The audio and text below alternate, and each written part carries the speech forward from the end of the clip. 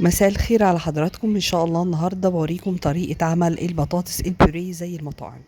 طبعا كلنا عارفين ازاي بنقدر نعمل البطاطس البوريه، بس طعم البطاطس البوريه بتاعه المطاعم بتبقى مختلفه شويه عن بتاعه البيت. اغلبيتنا بنستخدم يا اما حليب اللي هو اللبن يا اما الكريمه السائله، وللاسف الحاجتين دول المطاعم مش بيستخدموهم. من خلال الفيديو بتاعنا هوري حضرتك ان شاء الله اتنين خطوتين، لو التزمتي بيهم هتطلعيهم بنفس نتيجه المطعم باذن الله. طيب، اول حاجه احنا بنسلق البطاطس سليق عادي جدا، بس في السلق بتاعنا بنحط حبه من الملح وحبه من الكمون. في ناس بتحب تسلق البطاطس بقشرها، بس انا بفضل ان هي تتقشر بعد كده تحطيها في الميه تتسلق، بتسهل عليكي الخطوات وبتطلعها هي نفس النتيجه. في ناس معتقده ان بالقشر بتاعتها ان هي بتحجب الميه من البطاطس، ودي المعلومه خاطئه. ما بتعملش فيها اي حاجة، بس هي مجرد بتعذبك وانتي بتيجي تقشريها مش اكتر ولا اقل. طيب احنا هنا البطاطس بتاعتنا بدأنا نهرسها وبقت بالشكل الحلو ده. هو بقى ده التركة بتاعة المطاعم اللي هي زبدة الثوم. زبدة الثوم ان شاء الله هنزل لكم فيديو ازاي تقدروا تعملوها. هي مزيج من زيت الزيتون والزبدة والثوم، بس فيها كده كام تركاية ان شاء الله بنزل لكم فيديو مخصوص عليها عشان تقدروا تعملوها في البيت. تاني تركة وهي القشطة.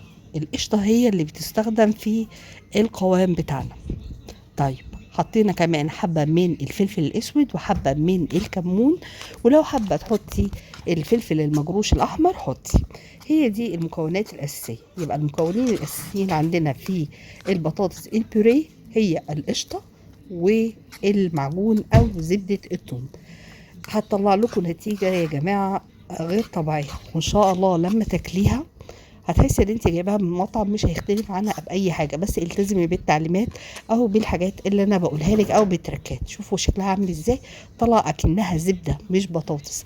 ودي بنستخدمها كتير قوي في المشويات، زي ما حضراتكم كده شفتوا في اول الفيديو. ممكن تحطي عليها كفته، ممكن تحطي عليها شيش طاووق، ممكن تحطي عليها فراخ، ممكن تحطي عليها كباب حله.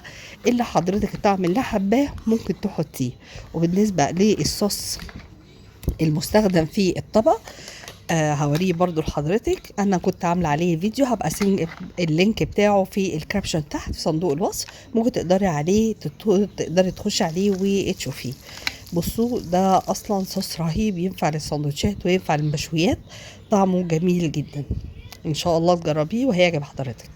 طيب، ده الطبق اللي احنا قدمناه النهارده، طبق البطاطس البوريه مع الكفته بالصوص الرهيب، وجنبيه كده حبه ترشي. ويا سلام بقى لو في عودين من الجرجير الاخضر ورغيف من العيش البلدي، يبقى كده تمام التمام.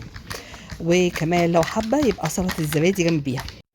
لو حضرتك بقى وصلتي لغايه هنا معايا على الفيديو، يا ريت ما تبخليش عليا باللايك وبالشير وبالسبسكرايب. بجد انا بقولك تريكات حلوه جدا جدا جدا محدش هيقولها لك. فان شاء الله تريكاتي تعجبك، والقاكم على خير ان شاء الله في المطبخ المصري بوصفه جديده ان شاء الله. مع السلامه.